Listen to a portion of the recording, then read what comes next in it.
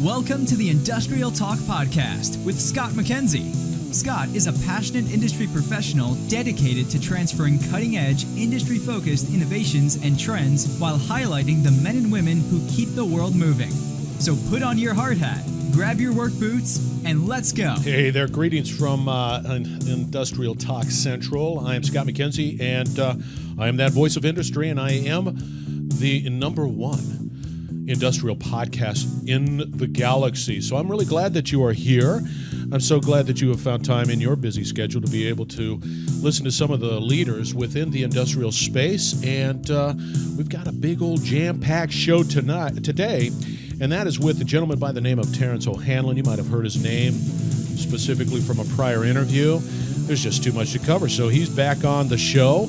And if you're looking at me on the Industrial Talk channel podcast on YouTube, I'm waving at you. Thank you very much for joining. And let's get this show on the road.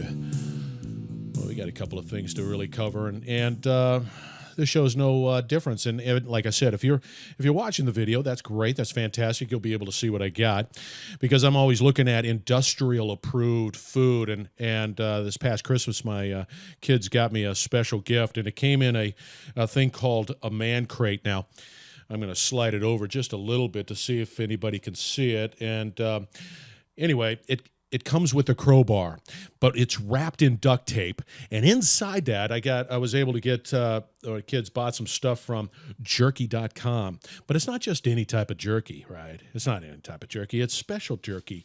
So I got elk. I've got alligator jerky. I haven't tried that one yet. And I've got wild boar and, of course, venison. Jerky.com, it is industrial approved, but the best part about it came in that man crate, and it could be a female crate. It doesn't really matter. It comes with a crowbar. Highly recommend it. That is industrial approved food.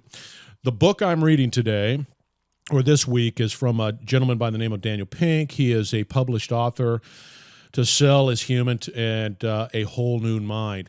This one's Drive, and what it is, it's a surprising truth about what motivates us, which is really an interesting book, and it goes into pretty specific details on some of the work that's been done from a motivational point of view, and it gets down to sort of 3 points: autonomy, mastery, and purpose. So if you're looking for other ways of being able to motivate your team or even yourself, because Industrial Talk podcast is all about education, I highly recommend this book. It's a decent read. So anyway, that's Drive. That's Daniel Pink. And I'm definitely going to get some other of his books too as well.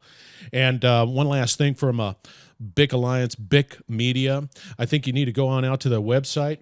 As I swing around and I look at the website, one of the things that's really interesting about BIC Magazine and BIC Alliance is the BIC Magazine website is really well laid out, and they've got a lot of great information on there.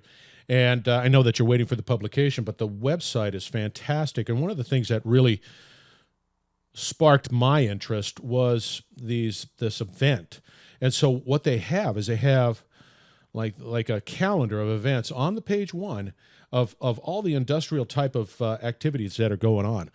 And so there's no excuse whatsoever. If you're saying, I can't find out information, I can't get information, you're not trying hard enough, because it is out there and it is free to consume. And that leads me into the interview with Terrence O'Hanlon. Of course, he's out there on LinkedIn, and I'm looking at his profile right now because I don't want to mess it up. He is the CEO of ReliabilityWeb.com.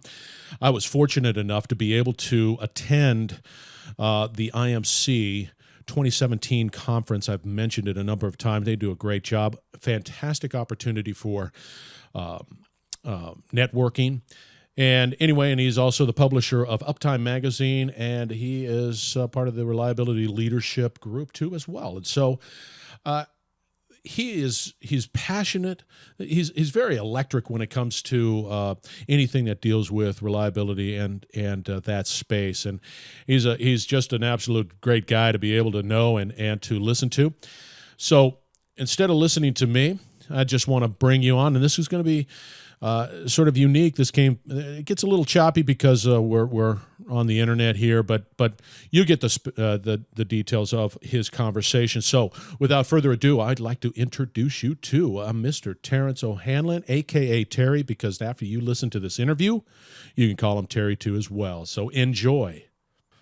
All right, welcome to the Industrial Talk Podcast. And once again, I've got the gentleman by the name of Terrence O'Hanlon, or they go a.k.a. Terry. Now I feel comfortable because I went to the IMC 2017 conference, and now I can call him Terry. Welcome, Terry.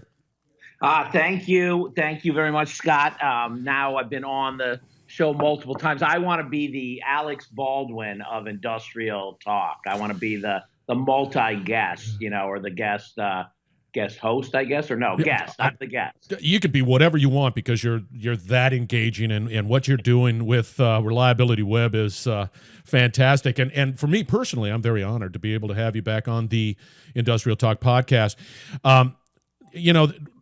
We just had a conference in December, an IMC 2017, and for me personally, I thought it was just a doggone great time, great networking, because Morris said I needed to mention that. Great networking opportunity. Tell me a little bit about what you thought about the IMC 2017 conference. Well, over 1,000 people from 41 countries was really incredible. To me, the number one takeaway is the practitioners that were there have it clear. Reliability is everyone's responsibility. I go to a lot of conferences, they're still trying to maintain their way to reliability. Where at IMC, they know operations, engineering, the capital projects team, all have to get together for, purchasing, senior management. It's a team sport, just like safety is. We had somebody down in your neck of the woods, a CEO from Louisiana Offshore Oil Port, who literally showed reliability shaving off about 50% of their maintenance costs, and their board of directors saying, okay, take the money and reinvest it into new revenue sources. So they bought new pumping stations, new storage tanks, all things that generated revenue. So really, reliability is like a business growth strategy. I mean, it was really incredible. And then, I guess the last thing would be, there was a lot of talk about, the AI, the augmented reality, and how the digital transformation is taking place. And our keynote speaker, Ben Pring, I loved what he said. Things sucking is the real mother of invention. In other words, look for the biggest problems, because that's where everybody doesn't like. They'll be right with you as soon as you have some kind of solution. So look around at the things that really suck, and that's where you put your energy and effort into making them not suck so bad. That's an interesting. I remember using the term pain, but I like the term suck because it does communicate more pain than your normal pain. And by the way, let me just give him a plug. And we probably got to get him on the show sometime. He wrote What to Do When Machines Do Everything. So one of the fears out there is that we're going to have all this automation and robots, and it's gonna take away all the jobs. It will take away some jobs, was his uptick, but if we retrain and we reskill our workforce, there's even more to do. Is that the gentleman that with the Louisiana Offshore, or is this somebody that was specifically pointing the AI and because I can understand the fear because everybody watched the Terminator and of course and then the second Terminator and then of course the third Terminator, but we get it and so. Well, let me clear it up because that's one of my problems. I machine gun a lot of different topics at one time. I apologize. So it's Tom Shaw is the CEO of Louisiana Offshore Oil Port. It's also known as Loop. Very innovative company. It's an offshore platform about 15 miles out in the Gulf, where they can unload these super tankers, and they've got 7 salt domes the size of the Louisiana Superdome that they can offload to. And they have really done a reliability journey unlike no others we've seen. So he and the CEO walks the walk and talks the talk. And it's a joint venture. I apologize. Some of the big oil companies. And they could just take the money from the savings of what reliability got them, but instead they reinvested it. And because they reinvested it, there's even more revenue. They're running the new assets. They designed them for reliability. They're running them for reliability. It just turns out, surprise, surprise, reliability is a growth strategy for your business. And what's interesting is that how long did it? So you got Tom Shaw with Loop. He embraced reliability and realized a 50% reduction over what period of time? I think it took him 3 years, 4 years. But by the way, it wasn't really driven from a cost standpoint. That was the outcome. And the other thing that happened is I think they said they pumped something like 50% of the nation's crude. They spilled less than 5 ounces of oil in that process. Hold. You're saying that all of that crude, that just 5 ounces?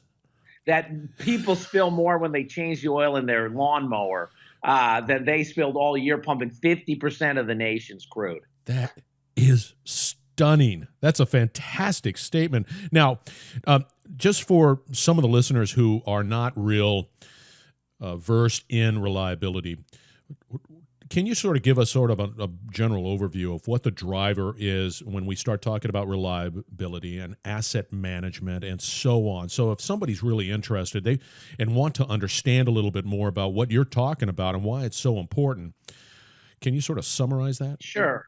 There's just probably 3 big terms to think about. Maintenance, which is restoration. You maintain your car, you restore it back to new condition by changing the oils or aligning the tires. You do things to sort of bring it back to like new condition. So that's maintenance. And when you have big industrial plants, there's plenty of activity in that area to bring the assets or the equipment back up to new. There's reliability. This is sort of the thinking around what we call failure-free operation. So, if you're as old as I am, you know that back in the 60s, the points would wear out. You had all kinds of issues with your car. The middle of winter, it might not start. Certainly in 2018, nobody expects their car not to start. The design in reliability causes failure-free operation. So as long as you follow the maintenance plan on your car, you should have the full life with failure-free operation. Aircraft have failure-free operation. Nuclear submarines and nuclear plants, thank goodness, have failure-free operation. Unless, the tsunami comes or something. But for the most part, they're designed with that in mind. And then the focus is on what do we have to do to ensure either through the design or through our actions we have failure-free operation. And then the third concept, asset management, is okay. Now we've got the right restoration maintenance, we've got the right reliability strategy. Now, how do we pump value out of these things? The shareholders, if you're a private company, they're interested in value. Okay, I bought you a petrochemical plant. Let's get some value out of it. And so it's getting all of the stakeholders, operations, procurement, engineering, maintenance, senior management, all working together, towards one aim, towards one set of objectives, rather than each one sort of working in a silo. It's a way to work like a football team would work to win a Super Bowl. Some teams win the Super Bowl and one team wins the Super Bowl and a bunch of teams don't. The team that does asset management the best, the team that collaborates the best, has the best coaching, has the best information, they win. And so that's what it's like in companies. If you can get all the players with the right coaches, with the right information, you can also win. And as opposed to sort of letting it be just default or being driven by particular individuals, you're doing it by a plan and a strategy. So if I was, and that's a great example, I guess summary of what we're talking about here. Now, I'm a young guy, and I want to get involved in the reliability world. Do I just find the class, or how do I just fall into it? Because the last time I checked, I'm not familiar with many colleges. You get an engineering degree, and then you sort of get into reliability, I guess. That's the bad news and the good news, I guess. The bad news is there's very little academic preparation for this field. It is a shame. But it's not just in America. I know oftentimes America gets bad press for abandoning its manufacturing. It's a challenge all around the world. And if I had to say why that is, the thinking around it is relatively new. It's old for me because I've been thinking about it for a long time. But in the larger world, it's relatively new within the last couple of decades. So I don't think it's made its way into academia yet. But I see that the future, it has to trend into that direction, right? It has to trend into. There's a few. There's some adult learning programs. So there are some programs. University of Tennessee at Knoxville has a reliability degree. University of Maryland, University of Kansas. In internationally online, Manchester University in the United Kingdom, Monash University down in Australia are some particularly good ones. But and I'm using the word but, usually those are working reliability professionals who enter into those and they just want to complete their master's or they want to complete something beyond that. To get into the field, get into maintenance. You got to get, that's usually the path in. You get into maintenance. Go up to sites like reliabilityweb.com, subscribe to Uptime Magazine. It's free, and start reading everything you can. There's some fantastic books. It's not a foreign topic. It's sort of how you would like to have your life lived. If you own a car, it's how you want to run your car. If you own a house, it's how you want to run your house. So it's not what do I want to say? It's not foreign thinking. It's natural with what we want to do. It's just that sometimes with our own stuff, it's easy to see. When we go to work, we don't own those assets. So it's a little harder for us to take that same ownership attitude that we do with our car and our house into work. But the good news is, because it's still so new, generally people find themselves into it simply by showing initiative within their company. They go to their boss and say, hey, we got a lot of breakdowns here, and I notice you got a couple people really focusing on how we can, eliminate the breakdowns. I want to work on that team. Send me to a class. And usually it's sort of the school of hard knocks and learn on the job. And luckily, there's a lot of good commercial training and commercial information that's out there to get people up to speed fairly quickly. It's interesting because I spoke to Mr.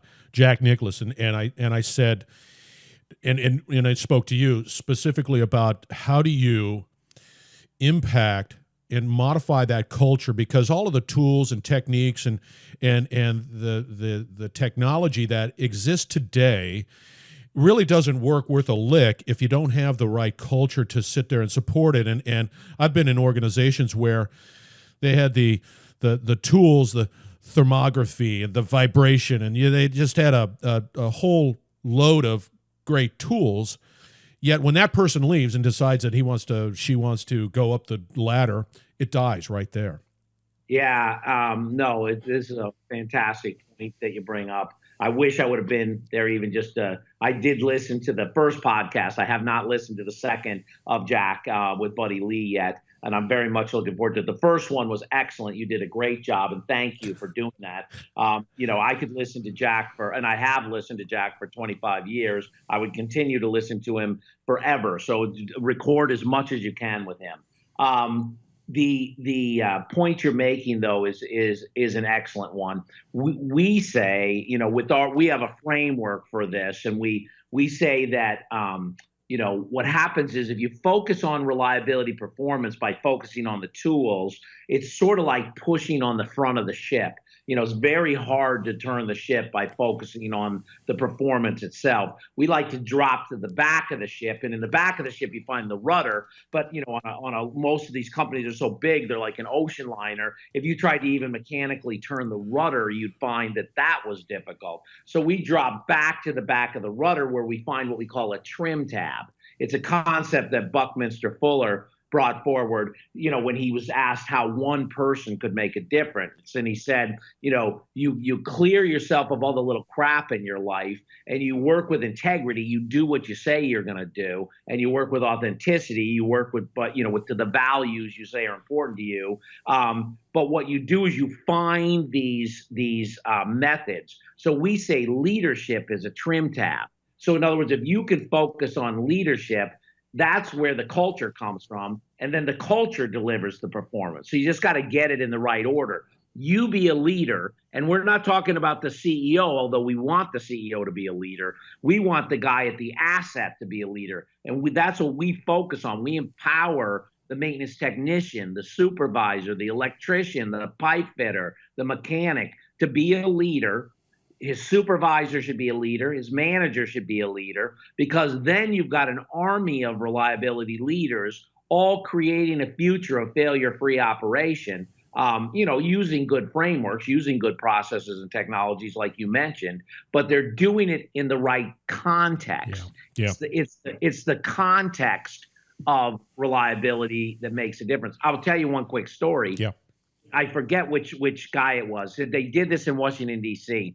This young man gets up in the morning. He's got his jeans on and his leather jacket. He goes down to the train station with his violin, opens up his violin case and plays for, 75 minutes. It's a busy Friday. Commuters going right, left, and sideways, and only about 20 people stop and listen, and about $75 ends up in his violin case. He picks up the money after about 2 hours, goes home, takes a shower, gets out of the shower, puts on his tuxedo, walks downstairs and gets into the limousine with the same violin, gets taken to the Philharmonic in Washington, plays for a sold-out crowd, the exact same set he just played down at the train station. There's 1,000 people in there listening to every note silently, breathlessly, with 100% focus, and he's making $1,000 an hour. Right. What's the difference? The context. One way he's a guy with jeans at the train station,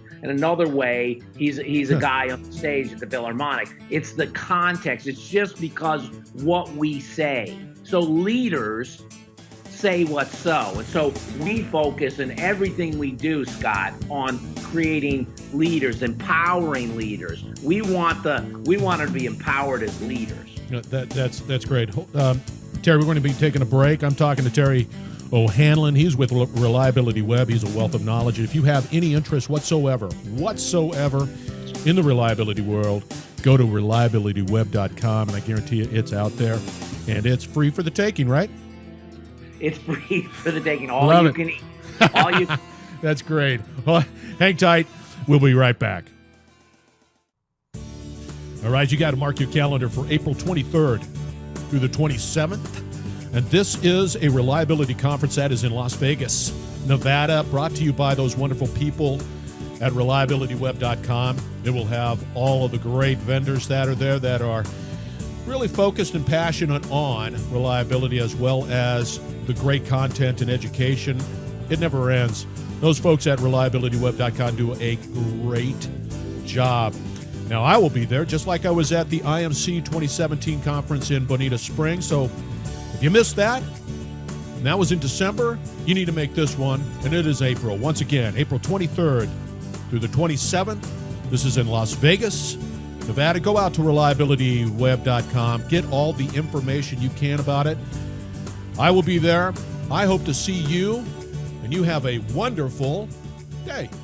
All right, welcome back with IndustrialTalk.com, and I really appreciate Terry giving us the opportunity to meet with him, talk a little bit about reliability, maintenance, and definitely asset management. And Terry, we were talking offline briefly, and we were talking about the future. Where do you see the future of just maintenance, reliability, asset management? Where do you see it going? Well, I see it going sort of two directions. I see from the negative side, companies still avoid to do the hard work that they need to do to put a whole of reliability. Very analogous to the culture of safety. 25 years ago, safety was a whole different place than it is now.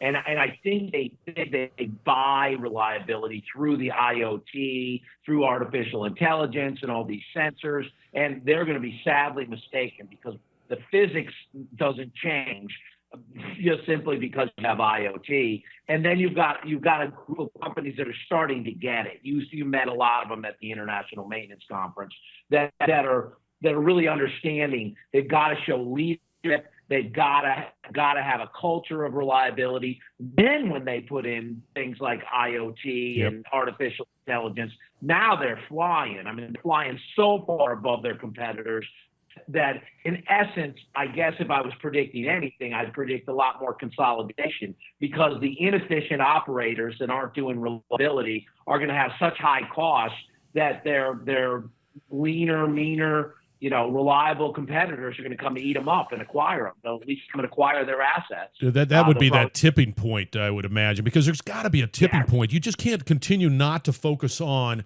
the maintenance and reliability and the asset management and really starting to develop a program, because you got to do it today because it just doesn't happen overnight. It's not a switch.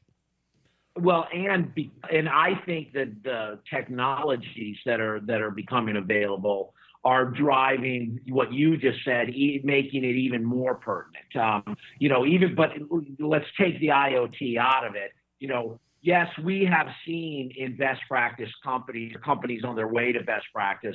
There is an awareness, not just in the maintenance department. There's an awareness at the enterprise level, at the executive suite, that they have got to have reliability as a fundamental business value.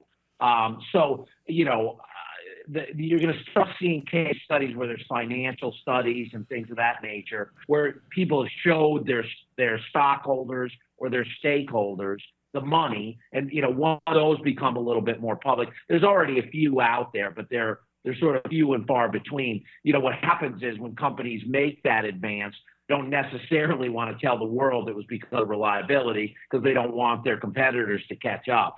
But we're working hard because there is a connection with safety. There is a connection with environmental. We don't think reliability should be a secret. So we work really hard to encourage the people that are in our community to come forward and tell those stories, whether it be an executive or a director or even at the maintenance management level. So the word does get out there. We all have to tell the stories. That's how cavemen did it when they hunted woolly mammoth and they fed the tribe.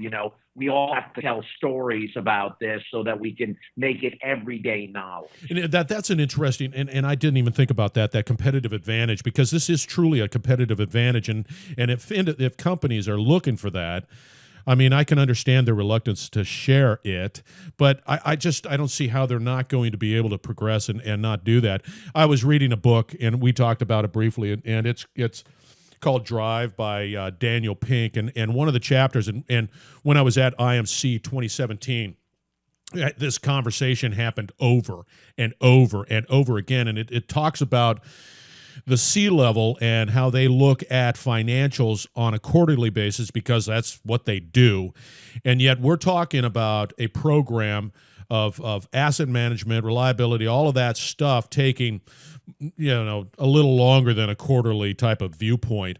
And in this book, he talks about the irreparable damage that can exist if they do not strategically look beyond the quarterly view. And this is a classic example, and they have documentation of companies that have failed because they just were so financially focused on, boom, the quarterly. And so I think what you're doing is fantastic, and yet it's all about education and getting out there in the C-level. Well, if it could be run by quarterly numbers, the accountants would all be multi-billionaires. Business is always a little more challenging than that. There's always sort of a casino-ish aspect to running a business, but you can make the odds tip in your favor. And apropos of the financial results, just our rough numbers are showing us that average performers are are spending about 50% more on maintenance costs per year than high-level reliability organizations. In other words, so if you make the investment and you progress towards reliability, you've got a 50% cost advantage over your competitors. That's not, the competitor can't sustain like that, especially in a commodity business. Yeah. So I think you're 100% right. There's a real need for executives.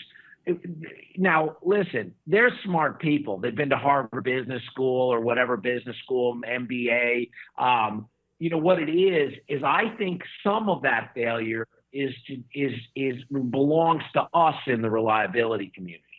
We don't necessarily explain to the executive what their role is in this reliability journey, that they have to remain active and they have to be through the whole journey of reliability, that they estimate it as a technical journey when really it's a people journey. And we need the highest level executives to do that. That they also, they're not, we don't prepare them to communicate about the need to change from sort of this reactive breakdown mentality to the proactive. We've got to get them ready for it. And then the worst thing is sometimes they'll delegate that sponsorship role. We really, Scott, we really only need the executive to know 5 things. And we can even put it on an index card. And that they could then have a conversation with everybody else in the organization. What's changing? They need to know that. What's changing? So we're going to do reliability. What's changing?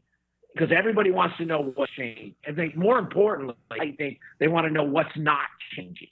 So can I stay the same, Mr. President? Why?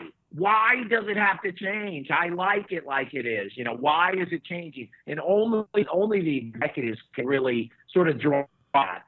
What happens if we don't change? Is there a risk? Explain to us what happens to us if we don't, because nobody wakes up in the morning with a change. And then, Mr. President, why do we have to change right now? Why does it have to be now? Can't we do it 6 months from now or a year from now? If you can get your sponsor to deal with those 5, what's changing, what's not changing, why is it changing, what's the risk if we don't change, and why is it now, then he or she can have those conversations across the organization and really get it done. The problem is when you try to do that with the maintenance manager, have that conversation, no one wants to listen to the maintenance manager. And nobody, he doesn't have the same stroke. Does that make sense? It really does. It's exactly spot on there, Terry. It's you're right. I mean, it's I like how you have the reliability industry has to take responsibility, because the messaging, and it's just like anything else, the messaging has to adapt to that C-level. And these are great points. And yes, I don't want to listen to the maintenance manager, because I think the maintenance manager has an ulterior motive or whatever it might be. Sure. But that's right. But to translate these key points into the financial impact and the long-term viability of your business and the competitive advantage, I think that's just those are great points.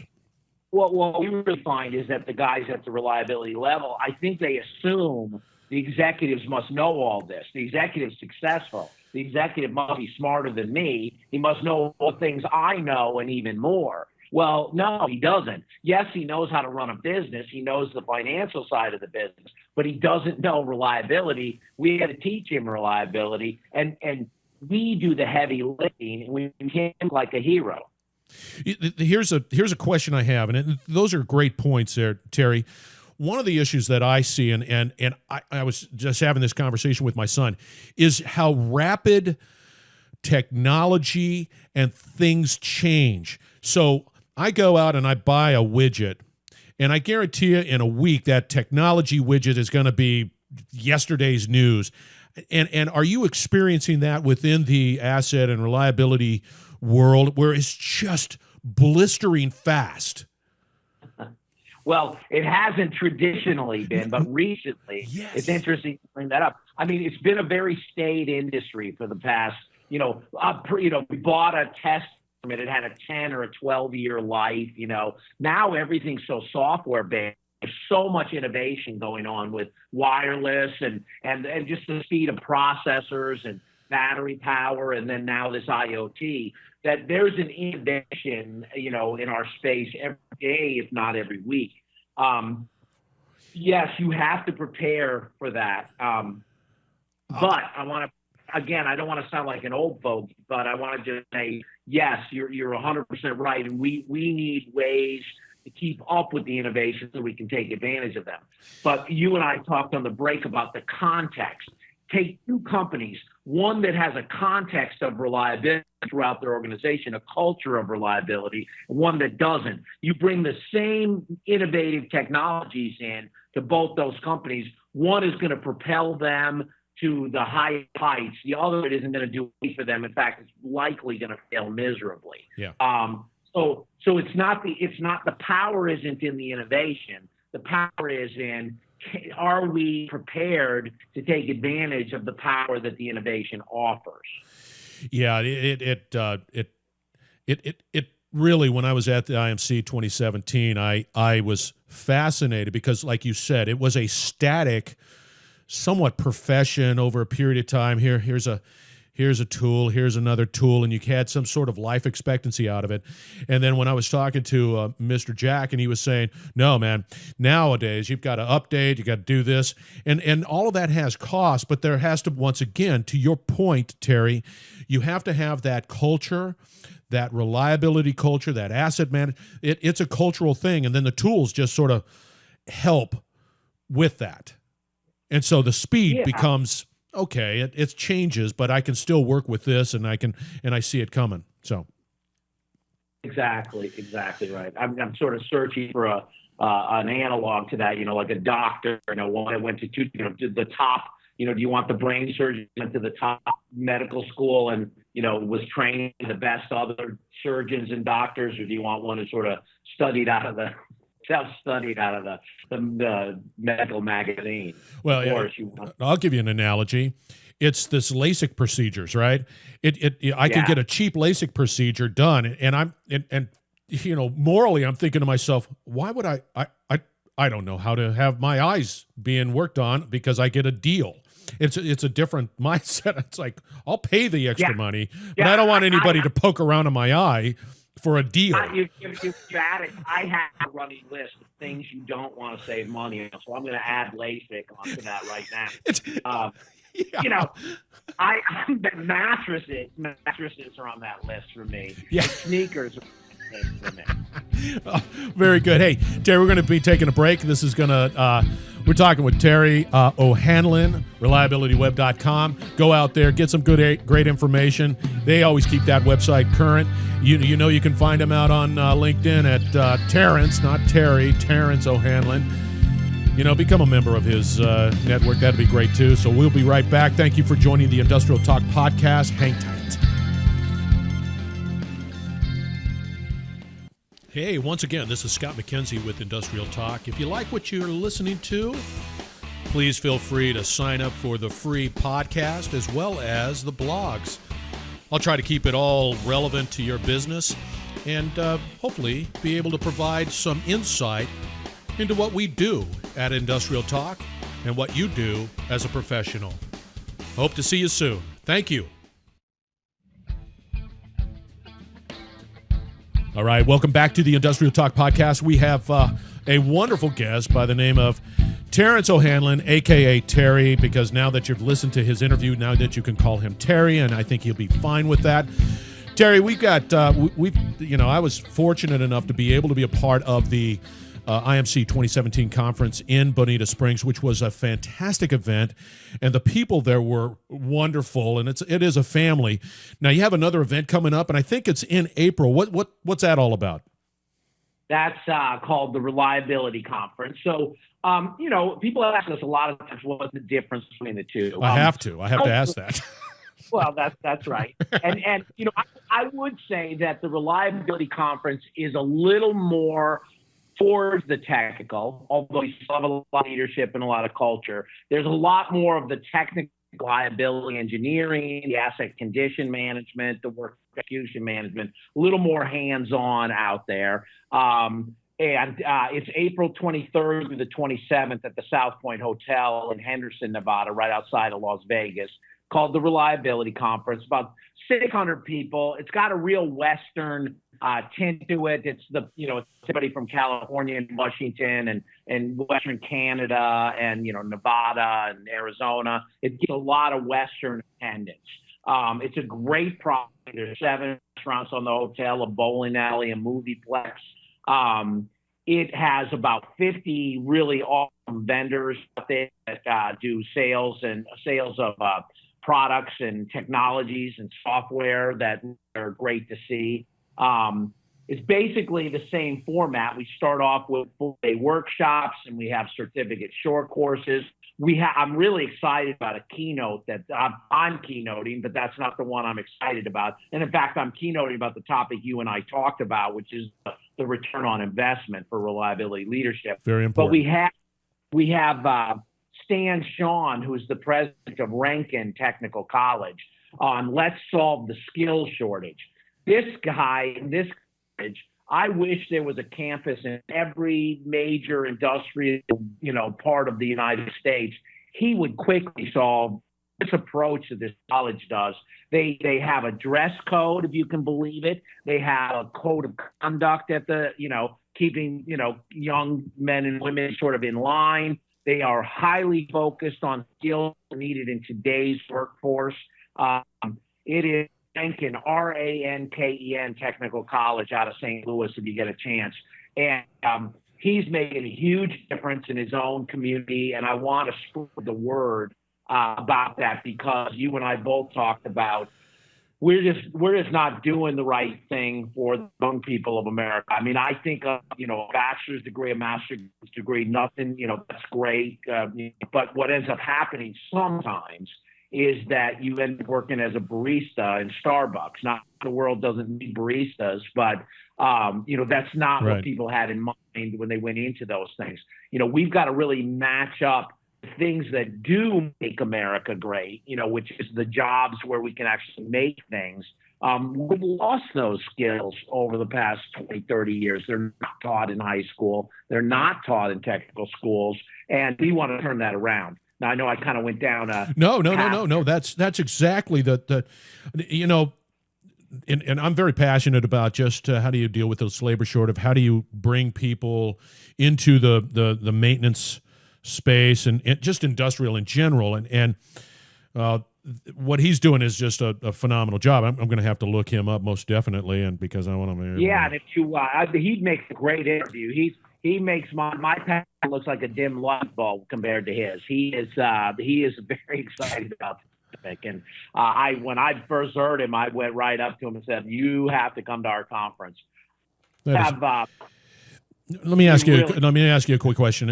Who needs to go to this conference? Who needs to be in Las Vegas and get that inexpensive flight and go on out there and experience what Reliability Web puts on? Who needs to do that? Well, the dream team. A team is what we really want to see, and the dream team is someone who's in a position of authority, somebody who's sort of a decision maker, together with one of the leaders from the maintenance department and one of the leaders from the operation department. Because if you have those three people there, you really change comparisons. You come back fully aligned and fully loaded.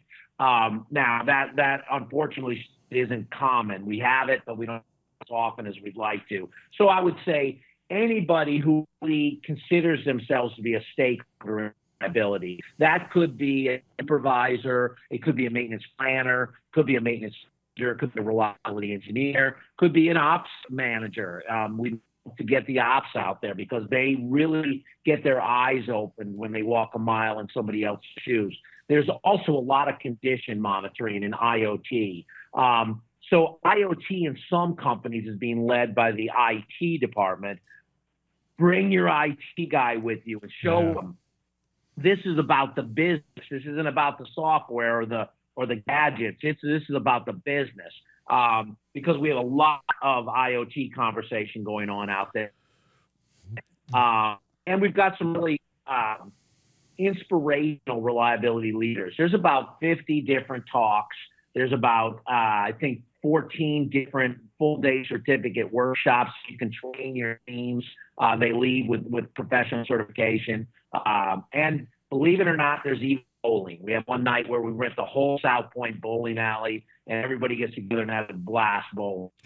I got to tell you, your conferences are absolutely a lot of fun, and what also makes it are the people and the tight network and the ability. I've never been to a conference where everybody is willing to just, you want to know about it? Here, let me help you. Let do this, and they're just, everybody is so helpful, kind, and definitely desiring to help anybody out. Of course, I'm a gomer for your conferences because they are wonderful and they're a great event. I hate to do this, but we're gonna have to wrap this episode of Industrial Talk Podcast, Terry. I want to make sure that everybody gets a hold of you, and the best way would be probably LinkedIn. Is that? Yeah, Terrence O'Hanlon. They can find me at Liability at Twitter. It's an easy thing to remember. There's a site that I use as a central site. It's called about.me/reliability. You can usually link to everything there. But LinkedIn is where there's a lot going on. I learn a lot from LinkedIn. Spend a lot of time. You're up there. It's like, I can follow your other interviews and a lot of good stuff there. That's sharing. I want to take a moment and thank that audience talking about both at IMC and the reliability. The people who make reliability happen all around the world, they are the salt of the earth. Is an honor for both Industrial Talk and Reliability Web to serve them. And, we're going to continue to have these conversations to push thinking forward for a safer plant, a more environment-friendly plant, can meet its economic potential so it can provide the safety and security of jobs for the community. So, what you're doing is just a fantastic contribution to keeping the conversation advancing. So thank you for having me for a guest. No, absolutely. The pleasure is all mine. And I just want to make sure everybody knows the only way that I've ever met Terry was that it was on LinkedIn, and he replied back and said, sure. And so that was, I'm honored. And I want to make sure to give you one more plug on this reliability conference. This is in, once again, it's in Vegas, and it's April 23rd to the 27th. Go to reliabilityweb.com, sign up for it. You will not be disappointed one bit. Terry, thank you very much, and you have a wonderful afternoon or evening or whatever it takes you, and I really appreciate your time. This is an honor for Industrial Talk Podcast. Thank you, Scott. Thank you very much. We'll be right back. All right, once again, thank you very much for Terrence O'Hanlon, or Terry O'Hanlon, because now he's been on the interview, and now you know him, and I'm enjoying my jerky.com. This is a wild boar, if you're looking out in the video, and this is alligator, and I'm going to enjoy that alligator in a few minutes. But anyway, thank you very much. Go out there. We're going to wrap it up. Go out there and visit our sponsors, and that would be LeafServicesLLC.com, and that one, and we got Piku Group as well as Kosmeyer Marine, all of them dedicated to customer satisfaction. And then finally, thank you to BIC Media, BIC Alliance, and BIC Media, or BIC Magazine. Thank you very much. As well as finally, thank you once again to ReliabilityWeb.com, because they do a great job and they're passionate about what they do. Thank you very much. Have a wonderful week and be safe out there.